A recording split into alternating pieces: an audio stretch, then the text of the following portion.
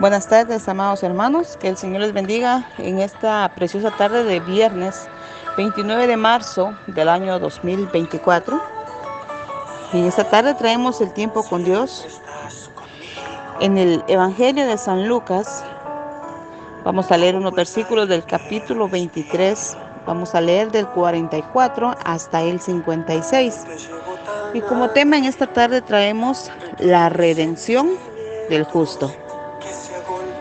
Y vamos a hablar acerca de los hechos en la crucifixión. Versículo 44 de San Lucas 23 nos dice: Cuando era como la hora sexta, hubo tinieblas sobre toda la tierra hasta la hora novena. Versículo 45: Y el sol se oscureció y el velo del templo se rasgó por la mitad. Versículo 46: Entonces Jesús, clamando a gran voz, dijo: Padre, en tus manos encomiendo mi espíritu. Y habiendo dicho esto, expiró. Versículo 47. Cuando el centurión vio lo que había acontecido, dio gloria a Dios diciendo: verdaderamente este hombre era justo. Versículo 48. Y toda la multitud de los que estaban presentes en medio del espectáculo, viendo lo que había acontecido, se volvían golpeándose el pecho. Versículo 49. Pero todos sus conocidos y las mujeres que le habían seguido desde Galilea estaban lejos mirando estas cosas. Vamos a detenernos ahí, hermanos, y vamos a hablar de los hechos en la crucifixión de Cristo. Aún la creación, vemos aquí que se entristeció a causa de la muerte de Jesús. Jesús fue crucificado a la hora tercera. San Marcos capítulo 15 versículo 25 nos corrobora diciéndonos lo mismo. A la hora tercera, posiblemente mediodía, el sol pierde su brillo. Entonces se empoderó las tinieblas de la tierra por 3 horas. La Biblia nos dice que por 3 horas el cielo se oscureció, el sol perdió ese color tan brillante que alcanza ya a la hora del mediodía. Usted es testigo que en la mañana y en la tarde el sol posee un cierto brillo, pero al mediodía el sol está con toda su fuerza. Sin embargo, aquí la palabra del Señor nos dice que el sol perdió su brillo. El sol se había entristecido a causa de la muerte que estaban presenciando. La creación ve con tristeza el padecimiento y la muerte de su creador. Imagínense que todo lo creado estaba sintiendo la muerte del Señor Jesús. El velo del templo se rasga en dos. El velo se partió en dos. El lugar santísimo, en el que solo podía ingresar el sumo sacerdote una vez al año, en el día de la expiación, quedó abierto desde ese día. Cuando el velo se partió en dos, ahí quedó abierto para que ya no sean solamente los sacerdotes, sino todos aquellos que somos hijos de Dios. Tenemos el acceso directo para hablar con Dios. Jesús fue el puente que Dios utilizó para unir al hombre, acercarlo más a Él. Jesús tuvo que dar su sangre a causa de nosotros, y nosotros ahora podemos acercarnos confiadamente al trono de la gracia, y está abierto a cualquier hora, a cualquier día del año. Nosotros podemos entrar al lugar santísimo a través de nuestras oraciones. Ya no hay necesidad que haya un día en específico, ya no hay necesidad de sacrificios de animales. Lo que el Señor necesita de cada uno de nosotros es obediencia y conocimiento que solamente Dios nos lo puede dar. Vemos aquí que dice que el centurión que había crucificado a Jesús vio los fenómenos que estaban ocurriendo, y aquí reconoció que Jesús era justo, porque dice, verdaderamente este hombre era justo. Nos habla también que la multitud que estaba viendo se golpeaban el pecho. Pero los discípulos, los más conocidos de Jesús, estaban desde lejos. Jesús aquí demostró que Él era el único camino de salvación que nos llevaría hasta Dios. Hermanos, ¿cuándo ha acontecido algo igual? ¿Cuántas personas tienen a los grandes apóstoles, hombres de Dios, como santos? Pues sí, fueron personas que le sirvieron a Dios. Tanto los discípulos del Señor Jesús son personas que merecen nuestra admiración, pero no nuestra adoración de tal forma de que podamos darle un lugar similar al que Jesús tuvo y tiene ahora en nuestro corazón. No estoy en contra que María fue un instrumento y tuvo un privilegio que cualquier mujer hubiera querido tener. Si le vemos a Pedro, Juan, Santiago, Jacobo, todos los apóstoles tienen una participación muy especial, pero ninguno de ellos hizo lo que el Señor Jesús hizo el día de su muerte. ¿O me va a decir usted que en las historias dice que cuando murió Pedro, cuando murió Santiago, pasó algo igual como cuando el Señor Jesús murió? Imagínese que el sol perdiera su brillo y que por 3 horas el mundo estuviera en tinieblas.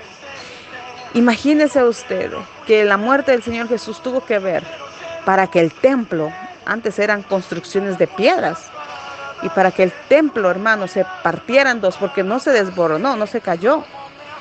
Fue algo como que alguien había pasado por ahí y dejó brecha. Y obviamente quien había sido era nuestro Señor Jesús.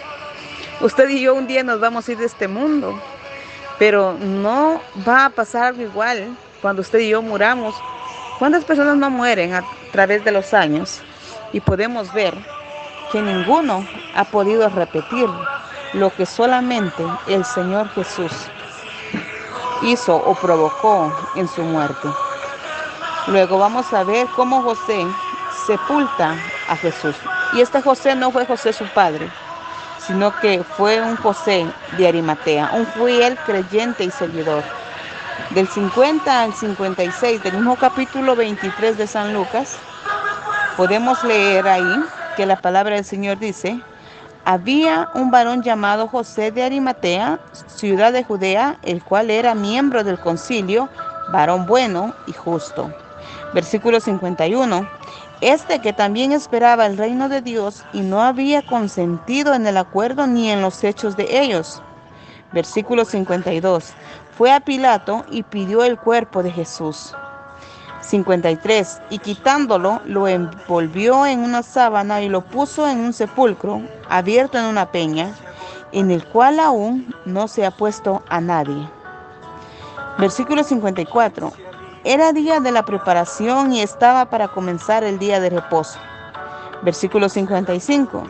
Y las mujeres que habían venido con él desde Galilea siguieron también y vieron el sepulcro y cómo fue puesto su cuerpo. Versículo 56. Y vueltas prepararon especies aromáticas y ungüentos y descansaron el día de reposo conforme al mandamiento. Vamos a ver cómo José se encarga de pedirle el cuerpo del Señor Jesús. Es posible diferenciar a los verdaderos discípulos ante la muerte de Jesús. Todos los discípulos fieles seguidores de Cristo, no había ni uno, ni siquiera pidiendo el cuerpo del Señor Jesús. ¿Cómo es que este José, que tal vez no anduvo todo el tiempo tras de Jesús, ni vio todos los milagros, pero cómo es que Dios había preparado ya a este hombre? ¿Sabe? Era un riesgo para José llegar ante el gobernador y pedirle el cuerpo de Jesús. José de Arimatea era miembro del Sanedrín y este anhelaba al Mesías. Él sabía que el Mesías vendría a restaurar el mundo de tinieblas en el cual estaba. por lo cual era necesario tener mucho valor de su parte para pedirle a Pilato el cuerpo de Jesús, porque sepultar a Jesús era sinónimo de declarar que este era el discípulo también de Cristo. Está por comenzar el día de reposo, según la lectura que acabamos de leer. El día de reposo estaba ya cerca. Entonces José se apresuró para poder poner el cuerpo del Señor Jesús en un sepulcro nuevo, porque la Biblia dice que no había sido nadie sepultado a donde fue que pusieron al Señor Jesús. Pero vemos también que aquí las mujeres, versículo 55, estas siguieron a José y vieron dónde habían puesto al Señor Jesús.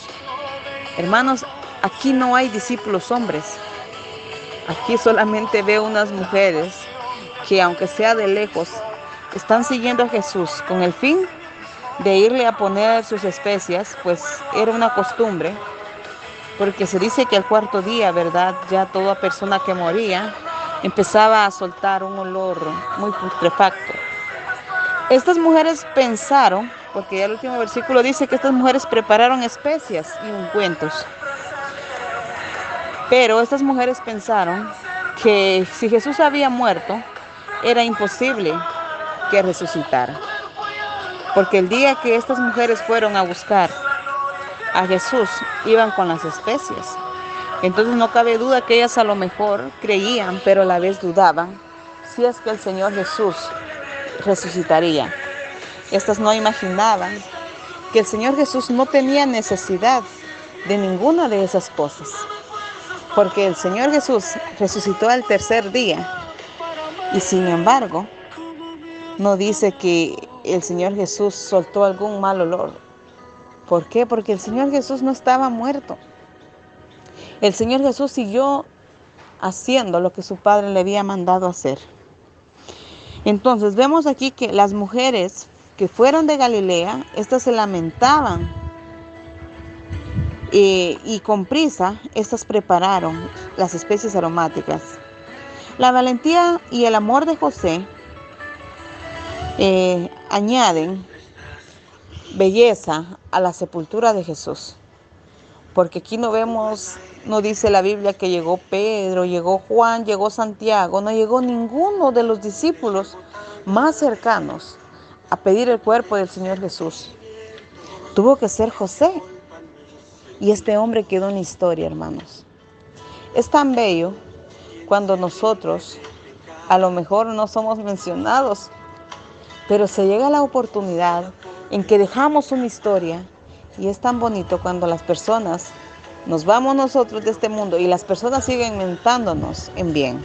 Dígame usted si no es maravilloso que a veces digan, era una buena persona. Entonces, José dejó marcado aquí que a veces, ¿verdad?, nosotros podemos pensar que estamos cerca, pero a veces hay engaños. José mostró su valentía, porque cuando él llega y pide el cuerpo del Señor Jesús, pudo haber sido algo necesario para que Pilato dijera, bueno, eres uno de ellos, mátenlo. Pero a José no le importó. Él lo único que quería era sepultar al Señor Jesús. Y le fue concedido. Qué privilegio tuvo aún este hombre, hermanos, de ser él quien sepultara al Señor Jesús, o de ser él quien guardara su cuerpo para mientras el Señor Jesús resucitaba. Porque yo creo que es un tema que veremos ya en estos días.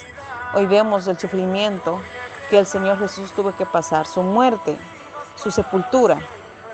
Pero nosotros creemos y confiamos que no solo fue muerte y sepultura, sino que también hubo resurrección. Que el Señor les bendiga en esta tarde. Sigamos siempre adelante, siguiendo el blanco perfecto, que es Cristo.